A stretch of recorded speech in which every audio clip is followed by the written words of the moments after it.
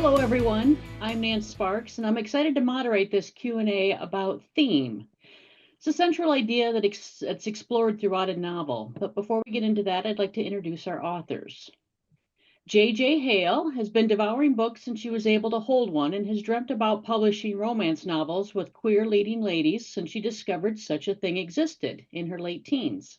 The last few years have been filled with embracing and understanding her neurodiversity, which expands the dream to include representing kick-ass queer neurodivergent women who find their happily ever afters. That dream has became a reality with her now two-time Goldie winning debut novel. JJ lives in the south of Ireland, and when she's not daydreaming, she's working in technology, plays with Legos, and according to her kids, fixes things.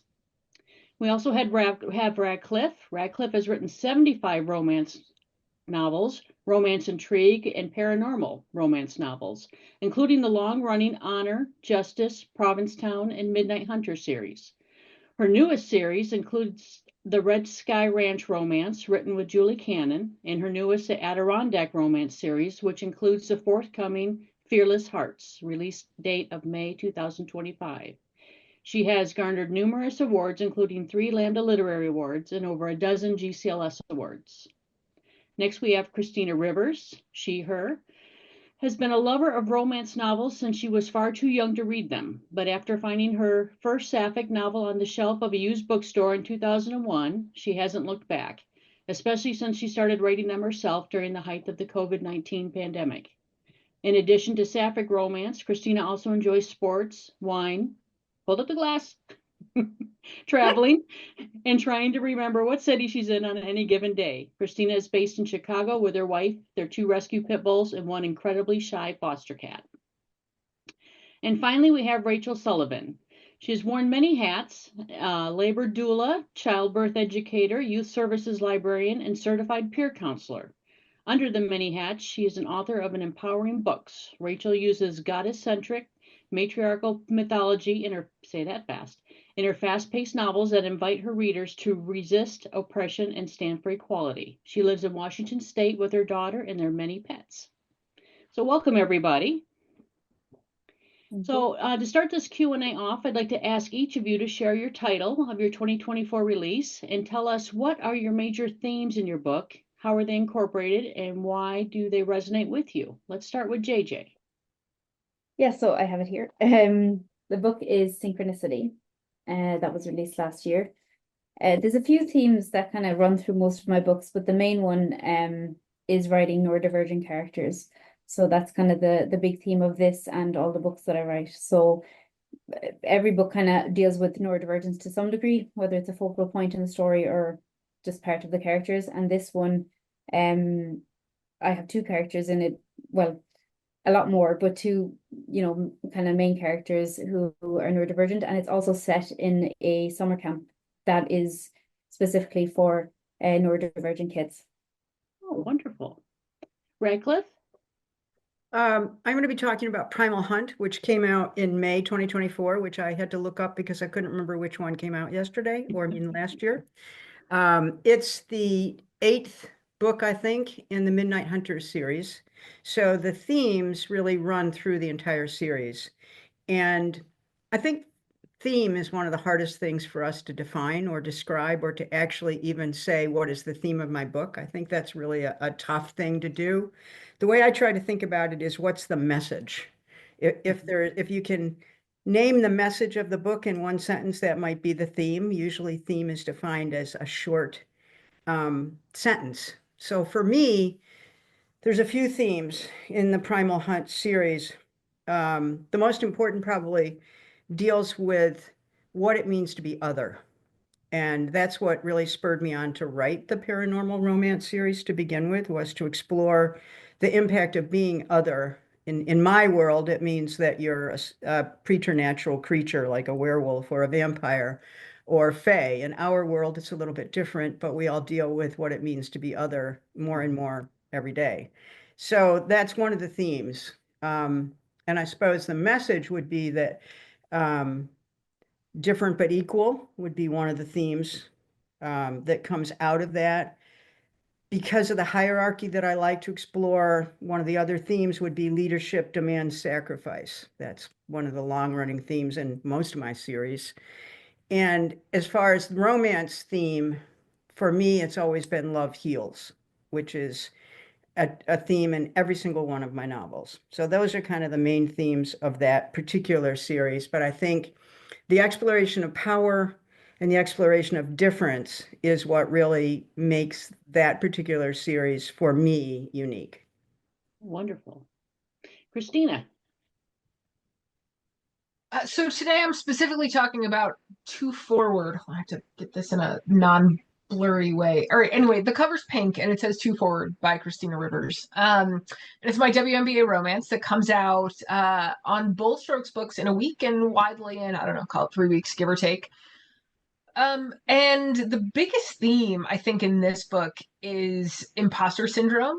And specifically in this book, because it's a WNBA book, it's kind of the complexities of having imposter syndrome in the setting of the WNBA, which athletes are not known, at least publicly, to have imposter syndrome. But I think it resonates with me because I used to think I was the only one who had imposter syndrome, both in my like day life working in commercial real estate and also in writing. And I have discovered since then that I am absolutely not the only person who has imposter syndrome. So it was really kind of fun and like a painful like microscope on some of my own insecurities as I was writing this, and I was like seeing some of my own self-doubt in one of the main character, well, in the POV character Jane, in some of the things that she goes through. So I really, that imposter syndrome thing was not, I was not expecting it to be quite as intense as it was. But it's woven throughout and it's about overcoming it. So go team. Yes, go team. Absolutely. And Rachel. Oh, here it is. Okay. Let's see if mine can not be blurry. So mine is Mostly not blurry. mostly not we get the blurry title. if we dance it a little bit. Mine's called The Hunter and Her Witch. It's a sapphic paranormal romance. Came out last week with Bold Strokes Books and the next, like March 11th, wide. I would say that the theme of this one, I have a lot of themes also that kind of go in all of my books of breaking the mold that other people carve for you to create your own kind of thing. And in this one, it kind of narrows down a little bit more where I would say the theme would be that we can begin again as many times as it takes. And so the way that that's working out is each of the main characters, one of them has left, it's paranormal. So one of them has left a very oppressive religious organization of witch hunters, so that she could be herself. And in doing that, she's had to leave her family behind and everything she knows. And so she's begun again. At the same time, the other main character, she has left a really abusive marriage behind and moved away and began again. And so they kind of come together where they both began again. It takes place in the spring. So again, we're that whole renewal thing going on. And then they have to begin again together, because by being together with love healing, they start realizing some of the things about themselves that are going to have them to cause to begin again. So in a different way. Wonderful. Thank you. All right, JJ, a follow-up question for you. Do you set out to write neurodivergent characters? So initially I didn't, because when I first started writing my debut novel, I didn't know I was neurodivergent. And I mean, I had an inkling, as anyone who's neurodivergent probably does, but I wasn't diagnosed yet. And it was actually in the process of writing that book that I started the process of figuring out that I had ADHD, and why I could never finish a book, and why I could never sit and write, and consistently in the way people say they do, and that kind of stuff never worked for me. So after I got diagnosed and was finally understanding myself and how my brain worked, I finished the book because, I wrote it in the way that I worked best for me. And I went back and read it, and I was like, oh, I projected a lot onto this main character, and she also has ADHD. So much so that when I said it to a couple of my friends, they were like, "Oh, I thought you did that on purpose." You know, yeah, she definitely does. So I went back and wrote it in. So I changed the book and wrote in that she had ADHD because for me it was very important. It was like if I had read a book and there was a character that I related to and it said the words ADHD there, maybe I'd have known earlier. Maybe I wouldn't have went 29 years not understanding myself, you know. So it was really important to me to put that on page and to explain what it looks like for maybe not the typical presentation that people would expect. So now, yes, like I absolutely do write it on purpose. Also it's, you know, to me it's just it comes more naturally. But in my latest novel, Synchronicity, I really like there's probably more neurodivergent characters than there's not. And I just wanted it to be very clear as well that it's not like, oh, there's one token neurodivergent character in this book or whatever. You know, usually neurodivergent people find each other. And usually you will be surrounded by neurodivergent people in general. So I wanted to show that and what that community aspect can look like. Wonderful. Wonderful. Radcliffe, do you determine a theme before you start a project or during the writing process? I think in general before I start writing, but it's not a major, it's not one of the major things I think about when I start planning a book. I think theme grows and sometimes becomes more apparent as you write the book. I do think it helps when you start, if you have a sense of what you would like to impart to the reader in the book. And sometimes I just ask myself, what do I want to explore? I mean, Yeah. when I sit down, I want to write about something that interests me. So usually there will be some facet of human behavior or maybe just an event that I want to explore. And out of that, I get a sense of the theme. But for a romance, for me, it's always the same. I mean, every romance that I write deals with the healing power of love and how that changes the characters over the course of the novel. It seems very simplistic, but it's worked for me. Wonderful. Wonderful. Christina, stereotypically confident athletes mixed with imposter syndrome. That sounds like an atypical combination. Tell me more. Yeah, I think it's one of the reasons why this book was so much fun to write. So Jane, the character of the book is like from her POV. So she was a standout athlete in high school, but she was from Vermont. So she felt like, well, she's a standout athlete from Vermont, but that doesn't mean that she would be a standout athlete from, like anywhere in the SEC that has like super solid, like college basketball bound kids in high school. And so like her identity kind of revolved around being a basketball star in high school, except for the fact that she always felt too tall because basketball was like, for them in college or in high school. And so then she ends up going to Duke for college. They win a national championship, and everything she is like feeding off of the energy of everybody around her. So she gets drafted in the WNBA, and in her like second professional game, she tears her ACL, which is sadly more common than you would hope that it would be amongst female athletes just in general. And kind of her entire like house of cards falls apart. So she really like her identity had revolved around being an athlete, and then that's taken away from her. And when she comes back, she just can't figure out how to slide back into the groove that she'd had when she was in college. And that caused her to bounce around for, I want to say it's 8 years, I think is what I wrote. Before she ends up, she's like getting ready to retire. She's just done with it. She's going to go coach D2 basketball. And her former college coach calls her back and brings her back. And so it's kind of interesting to explore somebody who was an athlete and who has to at least project some kind of confidence and cockiness because that's what you need as an athlete, right? Like you can't go out there and be like, "Ooh, I think I'm kind of gonna play good today. Maybe I'm gonna take you down, maybe." And so I feel like that is a role that so many of us land in life, right? We're not as confident as we want to be, but we put out this showmanship or showwomanship. I don't know if it's a word, but it should be. So we put out this showwomanship that maybe doesn't reflect what we actually feel on the inside. And it was so fun to explore somebody who had a lot of insecurities and is not accidentally, on purpose sleeps with a woman, but then finds out that she's going to play a much more important role in her professional life going forward. So now she's balancing this, like stepping way out of her comfort zone and sleeping with somebody that she'd never met, that she'd met in a bar. And she's trying to marry this, stepping way out of her comfort zone now with this new career that, I mean, it's not a new career, but it's a newly successful career. And just balancing all of those was so much fun to write. This book stressed me out so badly, but I love how it turned out, and I think it was a lot of fun. And at the end, I hope everybody feels the same way. Wonderful. Rachel, how else do you represent your themes other than the characters' past and current successes and hurdles?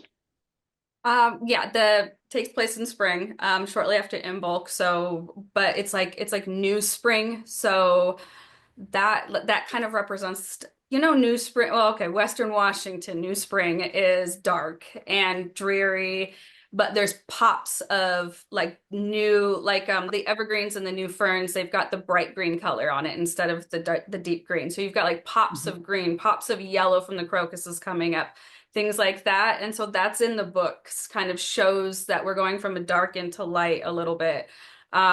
Also, it's a ex-witch hunter and a witch. So it's on a witch's property, and on the property is a waterfall with a portal in it. Through the portal comes different beings that also can represent death.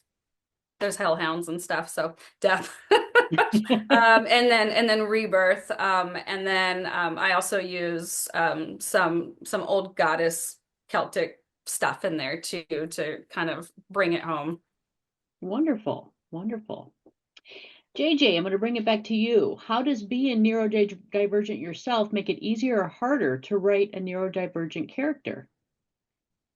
Makes it harder to actually make myself right. I think it's layered. I think it makes it easier because I can use some of my own experiences and insights and that of my close friends and family who most are neurodivergent, to shape the characters and to like make their personalities deeper and all of that. And writing neurodivergent characters, I think, takes less work because I know how their brains work more than I would someone who's neurotypical. So it would, for me, to write a neurotypical character, I'm like, okay, what does it look like when you don't have executive dysfunction or don't have this, I think it's definitely harder.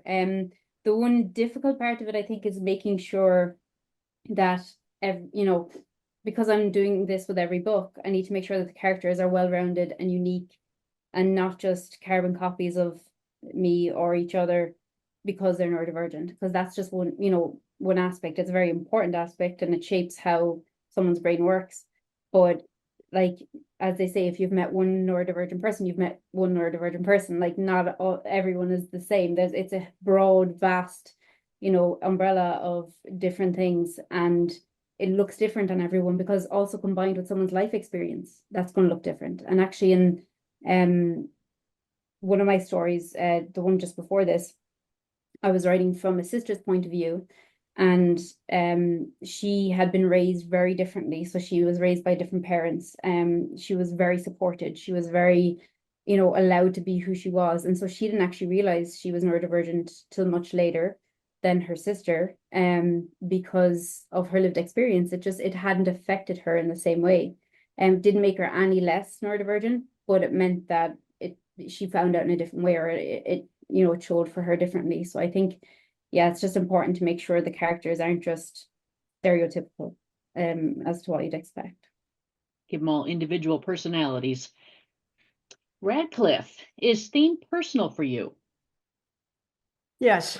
I mean, I think for the vast majority of my books, I explore things that interest me, but also that emotionally resonate for me. I mean, the reason I started writing to begin with, which was a very long time ago, was because there weren't a lot of positive images of women in queer fiction at that time, which was 1980. And there was a lot of novels coming out of NIAID at the time. But not, I mean, by 1980, NIAID started publishing in 1973. So they probably didn't have at that time more than 15, maybe 20. So it was very hard to find lesbian romances. And I started writing because I needed more. I mean, that's not a problem that people have today. There's plenty of things to read. You can find anything you want to read anywhere. But for me, I wanted to write love stories between women because I wasn't seeing very many. And I wanted to write sex between women who were in love because that was something that wasn't showing up on the page. So that was really important to me because I felt that that represented my experience as being, being a young lesbian. I mean, it was about sex as well as love. And Absolutely. I wanted to reflect that in my work. So that was very personal. And the things that I chose to write about really grew out of my childhood. I wanted to write about heroes. I wanted to write about heroes who were women because I didn't see any of that growing up. So that was also very personal. And that's carried through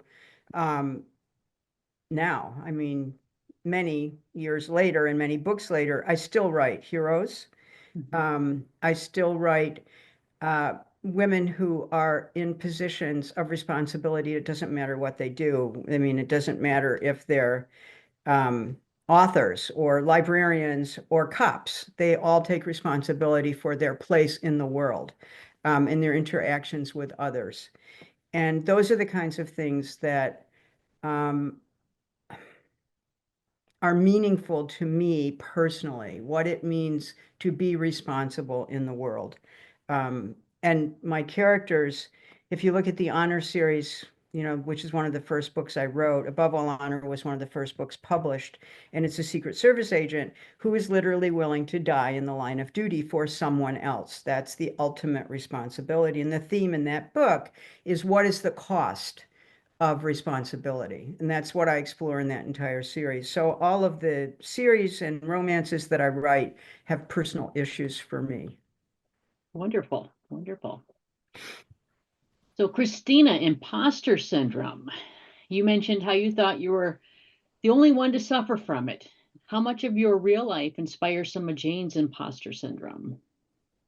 It's a little bit ridiculous. So if I think about not even my author life, right? Like in my day job, I work in commercial real estate. I have degrees in economics, real estate, and finance. And I work in a very male dominated industry. And every time I walk into a meeting and I am one of one or one of two women, I feel like I don't necessarily belong there. And I'm like, Christina, STFU, like you've got this. And I have to like pep talk myself in my head to like get myself ready to engage. And so this is in my personal life where I have actually been trained. I've been working for a couple decades. Like this is my life.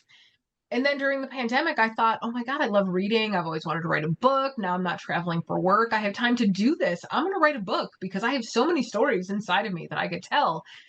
And oh my God, I feel like I don't ever belong here. Like in the company of so many fantastic authors, talented authors. I have no training in this. I've read probably 2 million books, but like it is so scary. Every time, like we were talking before this started about reading your own reviews, and I read them even though it's scary and painful, but because I think that other people have maybe some insights that I'm kind of blind to see. So I read them, and also we need like a tiny amount of ego stroking. But I could have 100 positive reviews, and that one bad review that said that my dialogue was clunky or that any random thing. There's too much basketball in my basketball book. I don't know any of these things, and I'm like, oh, I'm a terrible writer. I don't belong here. So to be able to channel we're all that, going same in the comments. it was, I don't know. I definitely have struggled with imposter syndrome, and I didn't even realize how much, honestly, until I started writing this book. And like so much of myself was coming out in Jane in the way that she's feeling and the way that she's reacting. And she's like, oh, I'm on a roll. I can't like ruin that by doing whatever XYZ thing that I want to do because I'm succeeding now and maybe I'm gonna finally feel like I've made it. And so I just like slide. I don't know. It was it was fun and it was painful and it was like an ouchy mirror, like reflecting back I was upon gonna say myself. eye-opening, But yeah. right.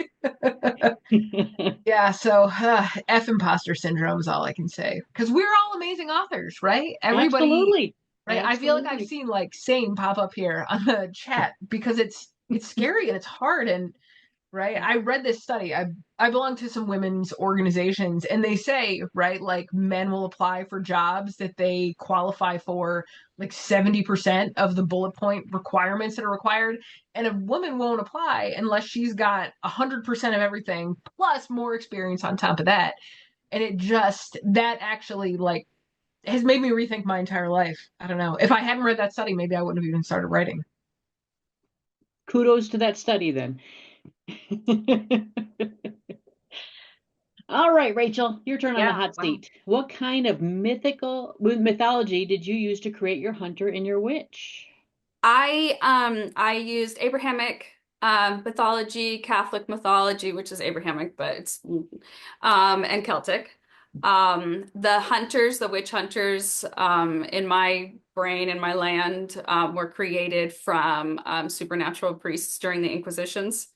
And they were created to basically destroy the supernatural women that were trying to stop the growth of patriarchy.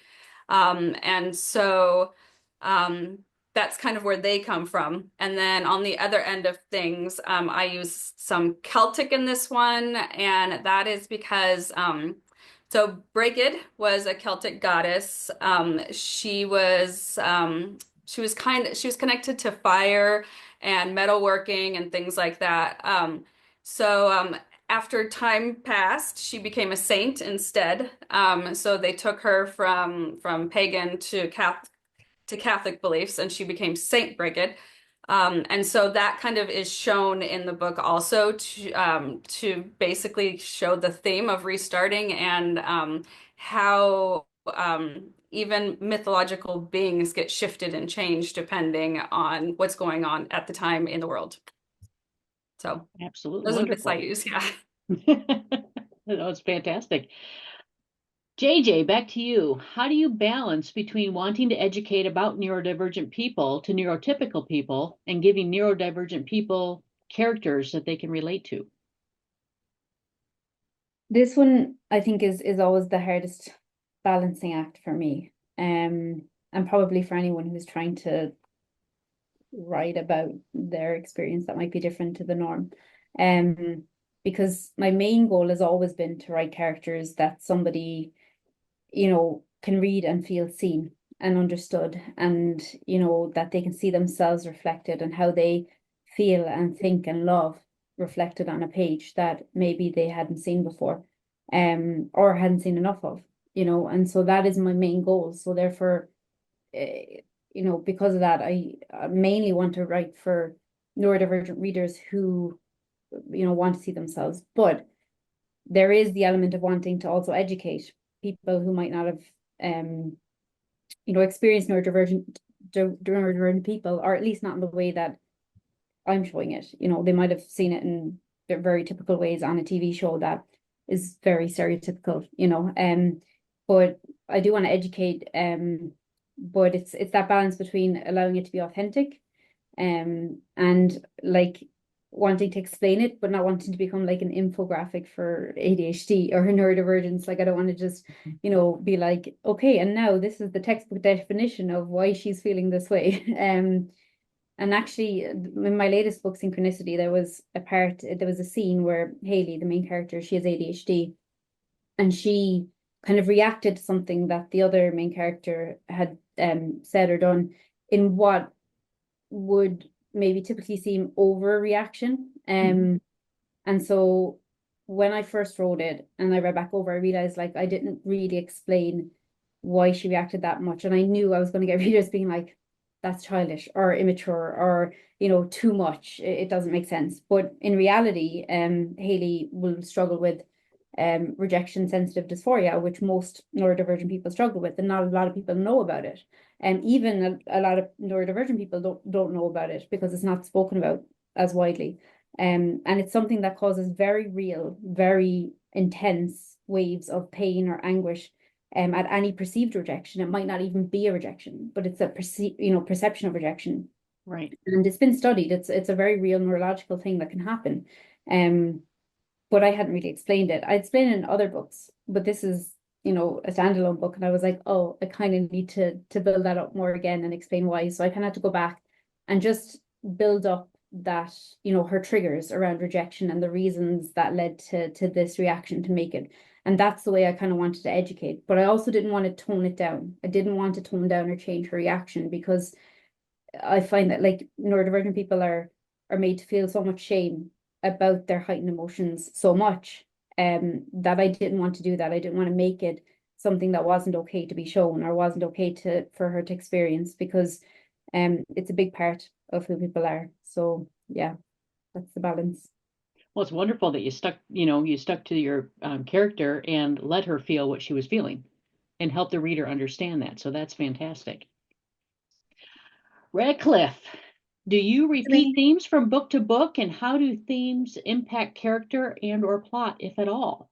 Did you just roll two of those questions together? You I did. did. I did. I rocked your world. Uh-huh. Can I just say, JJ, that I think that what you brought up about balancing authenticity in characters who the readers may not be super familiar with, and trying to educate at the same time is a tremendous challenge. And I think that you've done it really well. I mean, I think that what we're trying to do at the core is to entertain readers and give them something meaningful.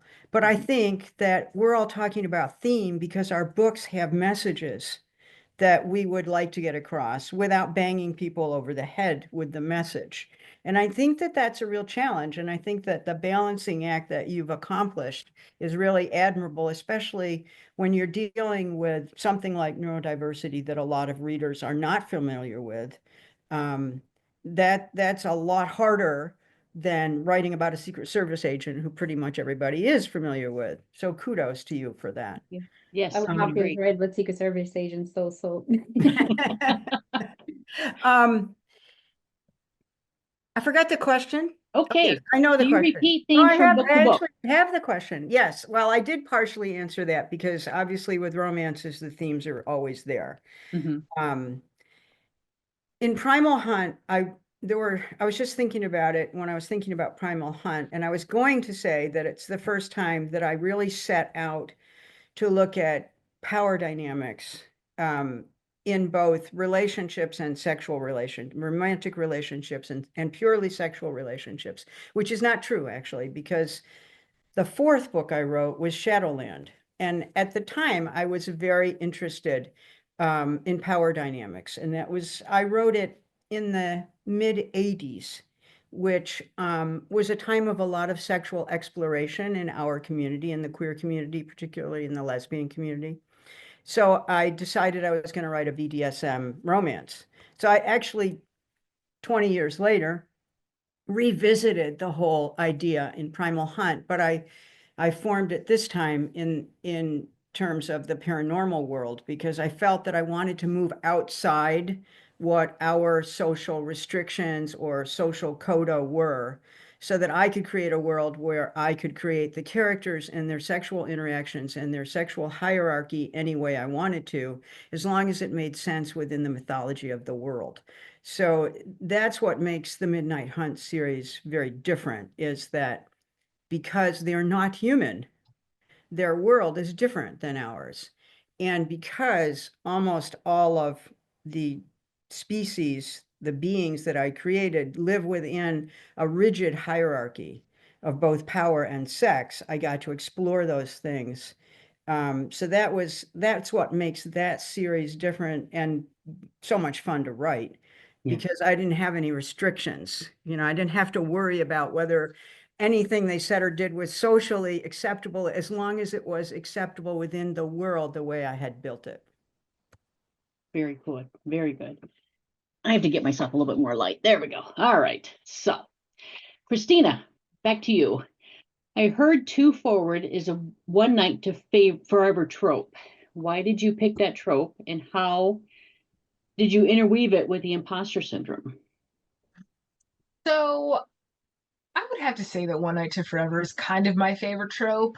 I don't really know why. I just find that it's so much fun to have like that like instant connection, right? Like we've all had that instant connection. Well, I hope that everybody's had that instant connection with somebody. And then life happens, and maybe it can't work out the way that, well, okay. When Jane is having her one night stand with Kinsey in the book, right? She thinks it's done, right? It's one time, they're never going to see each other again. But having that like initial chemistry in the beginning and then weaving it in and out of the book is so much fun, right? Like Jane is very certain she's an athlete. She's superstitious. She's super superstitious, in fact. And so she doesn't want to do anything that's going to like jeopardize how well she's doing while she's playing. And so, right, there's like a dynamic of a work romance and a dynamic of a athlete and luck romance. And so there's so much like just like chemistry that I think naturally happens because you slept with this person, you were super attracted to this person at the time. It was a lot of fun just to write that scene, and I wish there were more one night to forever tropes, honestly, in books. But with the imposter syndrome, it kind of had an extra layer because she somehow manages to think that this amazing and attractive person saw her in a bar but only picked her because maybe she was the only woman who was alone, or maybe it was just happenstance. Like the way that at least I, and maybe other people, if you're like me, get into our heads about like because something good happens or something fun happens and then you like associate some BS reason to it, and it's like so hard to break out of that. Like A doesn't mean B. And so I think that's really fun to write. And so it was enjoyable to write it. I mean, it was difficult, as previously mentioned, with all the imposter syndrome, but it was kind of fun to write like that particular dynamic because clearly they were attracted to each other from the second that their eyes met across the bar, which is how they ended up in bed together. But like watching them both kind of fight it throughout, 60% ish of the book, it was just, I don't know, it was fun and I liked it. And it was just a fun way to keep them from getting together. Like it was a fun barrier to not let them, I don't know, make their way back to one another. Wonderful, wonderful. Rachel, how do you see this connecting to romantic love in a romance novel? With this one, it was a couple of things. I believe, in order to truly love someone else and accept them, you have to love and accept yourself to a degree. Mhm. And the story has a lot of they're enemies to lovers, but she doesn't know that Oriana, who's the witch, doesn't know that Sarah, who's the ex-hunter, is a hunter. She thinks she's some other supernatural woman, one of their allies, one of the witch's allies. And so she doesn't realize that Sarah's even a hunter. And part of the process is Sarah is she needs to accept herself, and she needs to accept even her birth and what she has running through her veins and what her ancestors did and things like that in order to truly accept who she is. And by doing that, she taps into a deeper part of who she is. Her inner hunter comes out, whereas in her world, women born into the hunter families, they have no abilities. And she ends up unlocking that by accepting who she is, but as a woman. And so she doesn't have to agree and believe with what the men are doing in the hunter institution, but she can use those abilities, those supernatural abilities, the way that she sees fit, and not the way that her male ancestors did before her.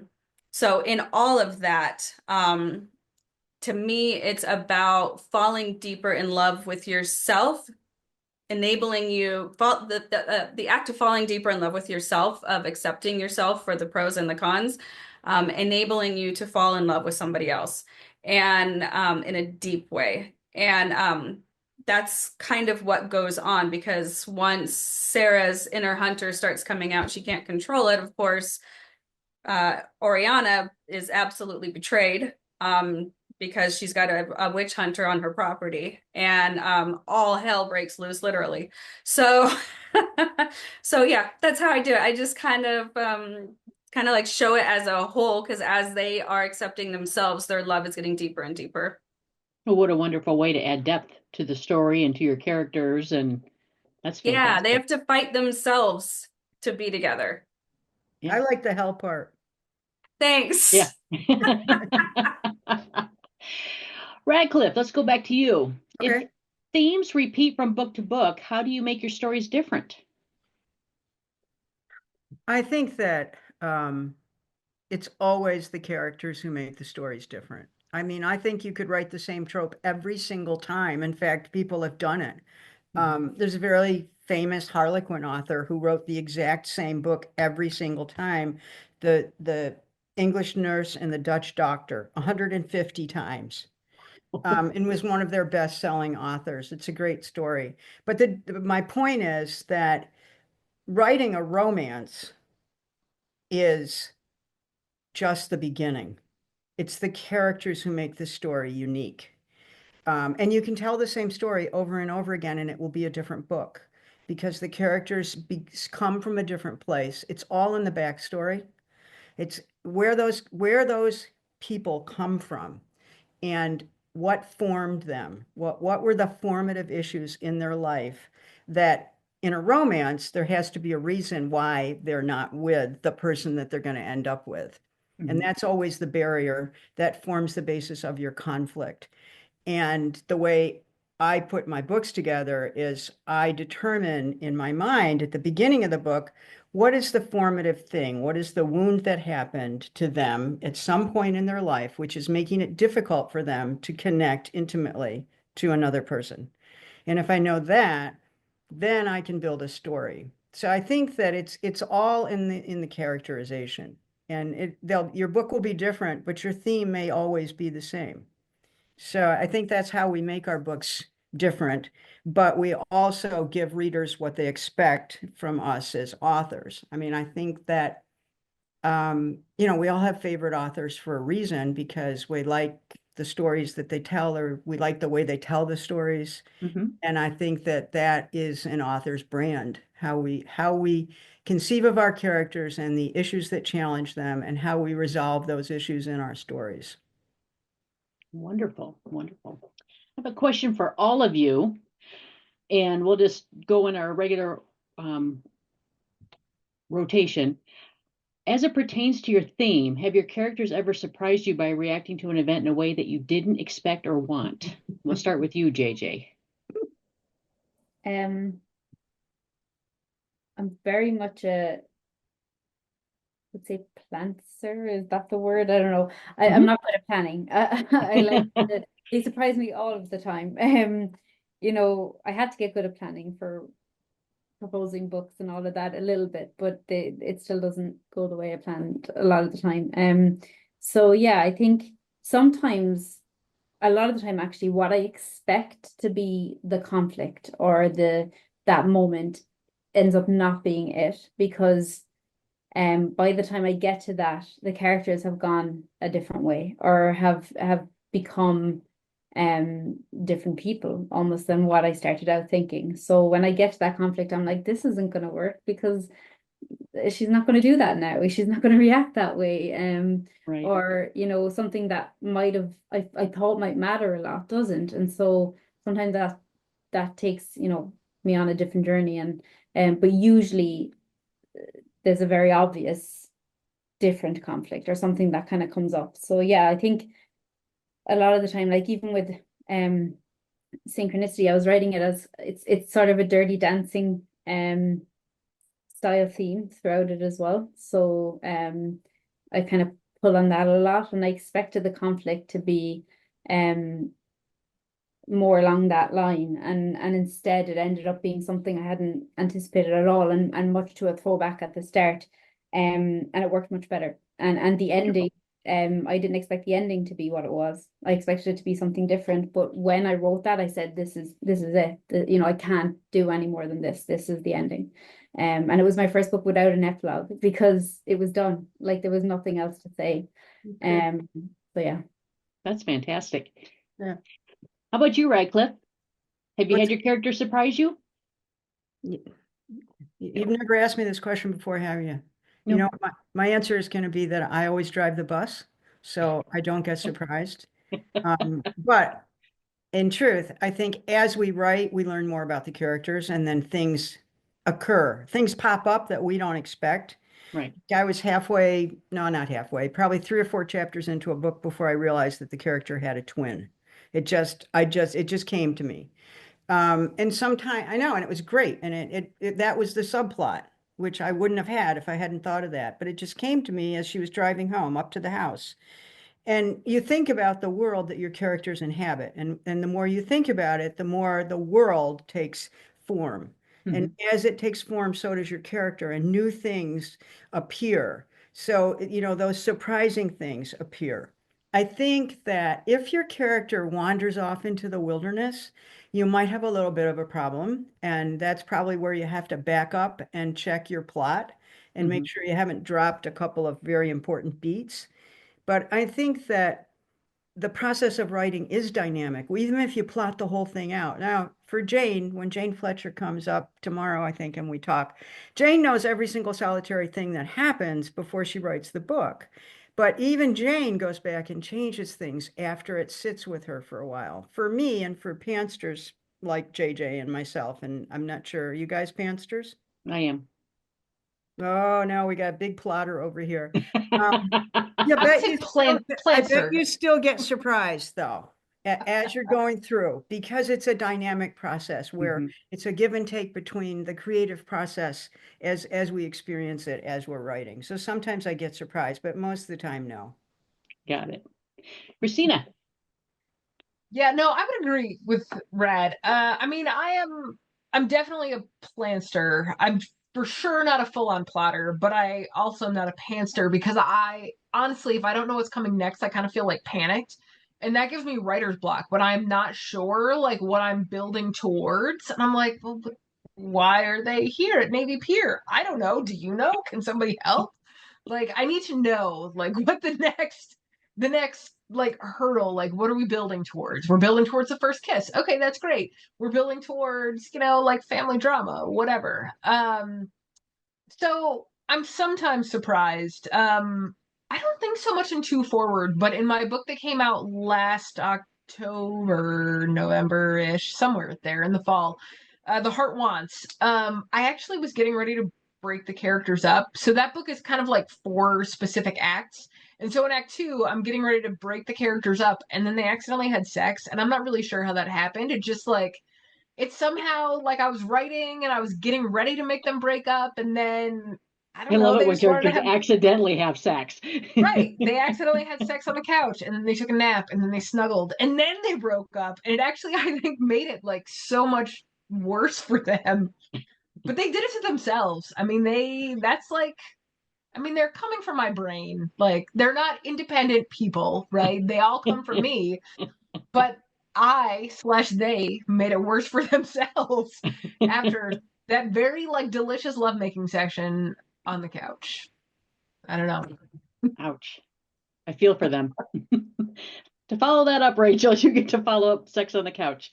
All right, I'll follow up Sex on the Couch. With I planster also, Christina. But as a follow-up to the Sex on the Couch, mine, Sarah, the very first sex scene that I was writing, Sarah revealed she was a no-touch, and I did not realize this until our first love scene, which makes me really happy because we don't have enough of those represented, in my opinion. So I was like, awesome, good for you, Sarah, let's do this. And then that created a whole consent scene and a whole like other stuff. So that was fun. I also did not expect Sarah to channel Brigid, the goddess Brigid. Did not see that coming at all until it started happening. So there was that. It's always fun when they surprise you. Yeah. and then you got to go research. Right, exactly. You're like, wait, what was that? What are you? Okay, now I got to go figure out. Yeah. Is there anything any of you would like to add to this panel on theme? No, thank you. Otherwise, I'd like to open it up to the audience for any questions, if we have anything. Oh my gosh, that's awesome. Someone said Brigid is the name of the helicopter pilot in what I'm writing. Wonderful. That's cool. That'd be, I'm curious if that character like channels that energy.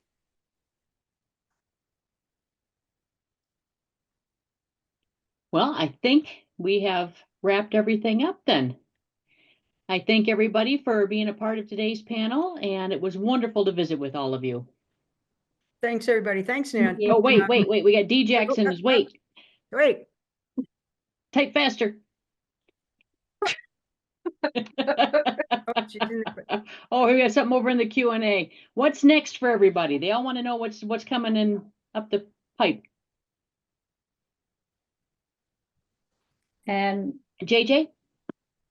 I've been on a bit of a hiatus from writing for a little bit because one of my latest fosterlings was a 7-week-old, so he's now 6 months. So baby has taken up all of my time. But I actually just emailed Sandy with an idea a couple of days ago. So yay, I'm back to it. And speaking of Christina, it's going to be a one night forever. So and that's what came to head. I was like, I want to write this kind of story, and then that's where kind of the ideas came into it. So that's next. I don't know when, but yeah, it'll be here sometime. I do have a D. Jackson Lee typed up her question. She want to know, are there themes that don't seem to resonate with the readers? Have any of you experienced that? I can't think of anything offhand. I mean, I think in my own personal experience, there's a book or two that hasn't been as popular among my own experience of writing my own books. And I don't really know why. But I can't think of anything, and we've published over 2,000 titles that really is problematic. Does anybody else have a thought? The only thing I can think of is killing a pet. Yeah, that's a it's no-no. really a theme. There are But not certainly- theme, but not theme, but Yeah, yeah, there's but certain action. events. Don't kill Yeah. the pets. Yeah, Mm-mm. don't Be cheat. bizarre if an author had Infidelity that is as a always theme. still a very, sensitive topic. So that's always something to think about if that's going to play a factor in your work, exactly how that comes about, how it's resolved, what it means in a relationship, that sort of thing. That's the only thing. I mean, those are the sort of plot elements that are Right, problematic. the taboo. Yeah. All I right, mean, so look, sometimes you have to kill a pet for the purpose of the story. What? Just kill a person instead. People Yeah. don't do it as much. Kill the neighbor, not the Everybody dog. in her life already died. Like, it was a real, like, turning point oh, in you the have story. opened a can of Okay, they worms, could- Christina. Okay, wait, they could die of old age, but we Yes. can't know them very well. Don't give them a Oh. personality. Okay? I think Old that's fair. age would Yeah. be like, okay, maybe. Well, Stacia Seaman is clutching her pearls about I have me 6 murdering dogs, a pet. okay? It was old age. All right, look, it was old age. And We're it gonna was go an with that. important, good plot point. All right, next books. What's everybody at next? We know JJ's reading again. Brad? I'm almost done with my next book. It will be another story in the Adirondack Romance series between a Water Patrol cop who patrols Lake George and a forest ranger. Wonderful. Christina? I know that sounds sexy. Uh-huh. As a reminder, I have a WNBA romance that is coming out. God, fuck this. You got it. Word. Right You got there. it. Hold still. You rocked it. So I have a WNBA romance coming out in the next, 7 to 21 days. And then I am wrapping up writing a lottery romance about 2 women who find a lottery ticket on the street.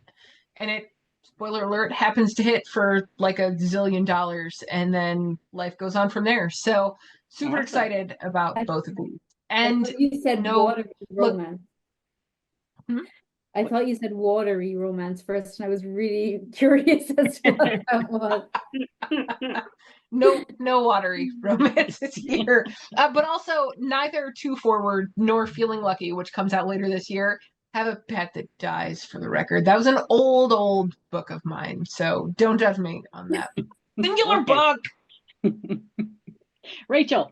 I'm working on a contemporary romance novel that follows a woman who goes on a sapphic dating show and learns that she is going up against her ex.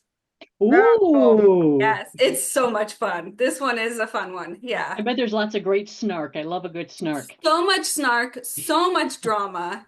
Yeah. Excellent. Excellent. Well, I cannot thank you all enough. I had a wonderful time. Great job, everybody. Thank you. Thank you Thanks. to everyone who was here with us tonight, too. Thank you. Yes, Yes. thank you all.